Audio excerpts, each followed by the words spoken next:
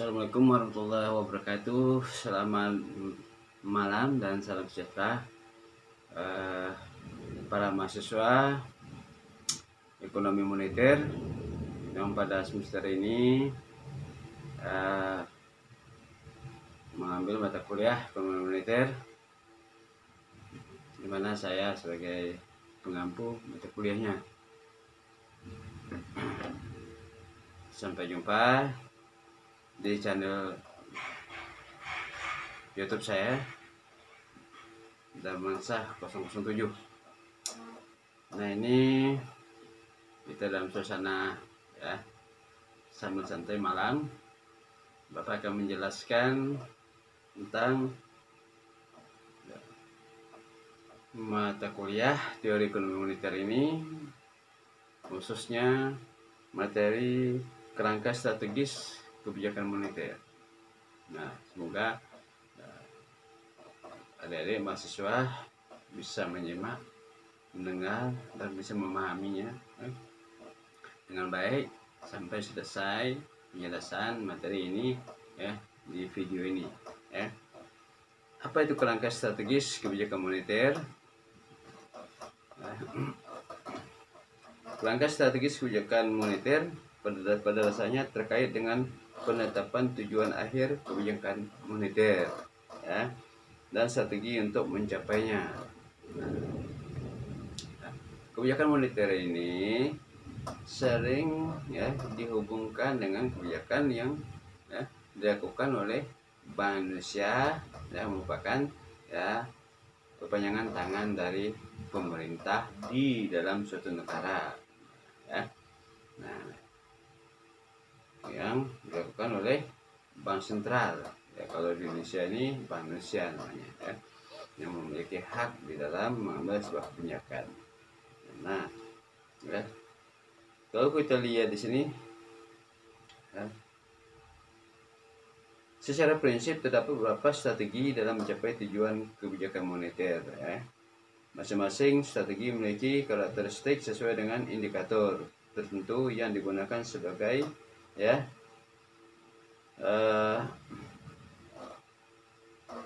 strategi mencapai tujuannya, sebagai strategi untuk mencapai tujuannya. Nah, kalau kita lihat di sini, beberapa strategi kebijakan moneter tersebut, antara lain yang pertama, pengetatan nilai tukar. Jadi pengetatan nilai tukar itu di dalam aplikasi dari sebuah strategi di dalam untuk menstabilkan perekonomian dari segi finansial yang beredar, keuangan yang beredar di dalam suatu negara, sehingga tidak berdampak pada inflasi, harga yang tinggi. Nah, di sini dilakukanlah sebuah kebijakan oleh Bank Indonesia, itu kebijakan uang ketat. Nah, kebijakan uang ketat itu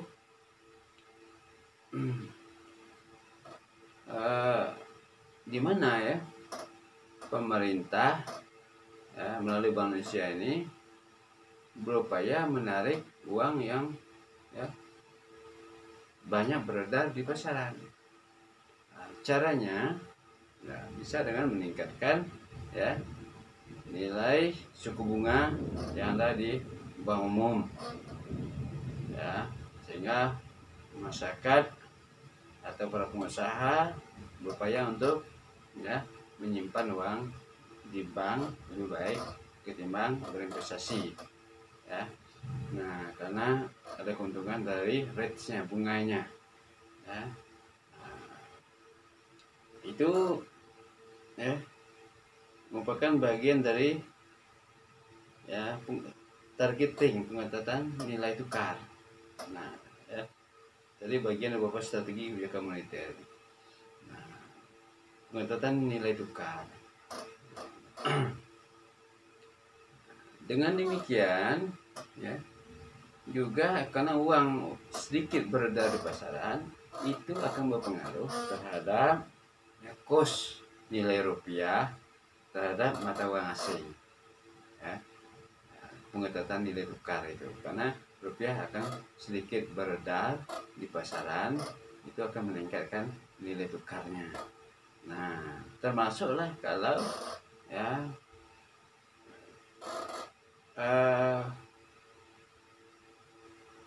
di dalam dalam sebuah negara itu ya melakukan kegiatan ekspor impor. Nah, bagaimana pengetatan nilai tukar ini ya supaya kita tidak terlalu banyak melakukan impor ya, karena kalau terlalu banyak melakukan impor rupiah akan terlalu banyak keluar. Nah, itu akan berpengaruh terhadap ya nilai rupiah itu sendiri, karena penawaran lebih besar dari permintaan akan berpengaruh terhadap nilai tukar uang rupiah itu sendiri ya, terhadap uang asing. Kalau ekspor lebih besar daripada impor, nah itu kita akan mendapat banyak devisa ya, banyak mendapatkan uang dari luar dan dolar ya sebagai standar perdagangan internasional. Dengan dolar banyak masuk berarti nilai rupiah kita sedikit yang keluar, itu akan meningkatkan nilai rupiah. Itu salah satu dari ya strategi dalam pengetatan nilai tukar ya. Kemudian penerbitan besaran moneter. Nah, penerbitan besaran moneter ini ya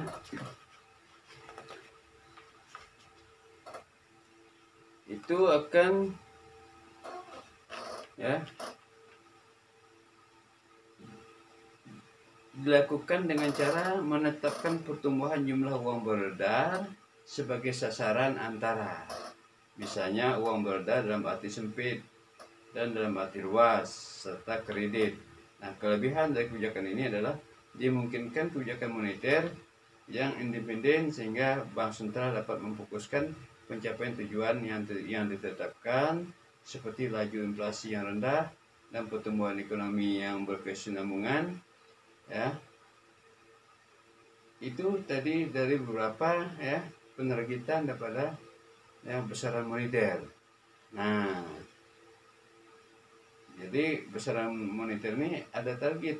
Targetnya itu ya yang dilakukan itu laju inflasi yang rendah dan pertumbuhan ekonomi ya berkesinambungan. Strategi ya ini sangat tergantung pada kestabilan hubungan antara besaran moneter dengan sasaran akhir kebijakan ya. Nah, yang ini maksudnya begini, pemerintah melalui Bank Indonesia akan melakukan ya itu pengetatan ya, pengetatan itu artinya terhadap uang ya, terhadap uang yang beredar di pasaran itu sendiri, adanya suatu keseimbangan. Jadi uang itu beredar bisa betul-betul ya menunjang daripada kegiatan perekonomian dalam suatu negara. Kalau di Indonesia ini di dalam ya, itu ya secara domestik itu dengan ya pengeluaran uang ya yang dilakukan oleh pemerintah yang bersifat ya pengeluaran uang yang ekspansif ya, uang longgar, itu diharapkan dapat mendorong daripada kegiatan perekonomian di dalam ya suatu negara ya. Nah, itu juga ya sebatas tidak ya mengurangi daripada nilai uang ya dalam suatu negara itu sendiri. Jadi harus ada suatu keseimbangan, balancing antara pengeluaran dan penerimaan uang itu sendiri ya yang beredar di dalam suatu negara itu sendiri ya. Kemudian inflation targeting itu pengetatan inflasi. Nah, itu juga melalui kebijakan moneter yang dilakukan oleh Bank Indonesia. Bagaimana pengetatan inflasi supaya ya tingkat permintaan suatu barang dan jasa itu tidak melonjak. Nah, itu juga melalui kebijakan keuangan supaya uang jangan terlalu berlebihan ya beredar di dalam suatu negara, itu akan memacu pada ya ekspansif permintaan barang dan jasa di mana ya produsen itu tidak mampu menyiapkan dalam jangka pendek sehingga akan meningkatkan ya harga juga ya harga suatu barang. Nah, itu juga perlu dijagakan suatu keseimbangan ya pengeluaran uang di pasaran. Jadi ada kebijakan uang ketat tadi, ada kedua kebijakan uang longgar. Itu ya, itu kebijakan uang ketat supaya tidak timbulnya inflasi. Jadi harus ada keseimbangan pengeluaran uang ketat dan pengeluaran uang longgar. Jadi ada titik temu. Ya, kalau ada yang lebih kebijakannya ya tidak ada keseimbangan akan berpengaruh terhadap ya perekonomian itu sendiri. Ya. Kemudian suatu strategi kebijakan moneter tanpa jangkar yang tegas. Nah, beberapa strategi kebijakan moneter tersebut antara lain yang keempat ini ya suatu kebijakan moneter tanpa jangkar yang tegas. Nah, itu berarti mengambang, dibiarkan kepada ya mekanisme pasar persaingan antara permintaan dan penawaran. Nah, itu dilakukan kenapa? Nanti setelah melihat ya ada ketidakseimbangan, disitulah kebijakan moneter ya akan muncul ya dilakukan oleh Bank Indonesia melalui ya kebijakan uang yang beredar sehingga bisa kembali normal ya sesuai dengan mekanisme pasar yang ada ya sehingga ya perekonomian dapat bergerak yang ya sesuai dengan yang diharapkan ya.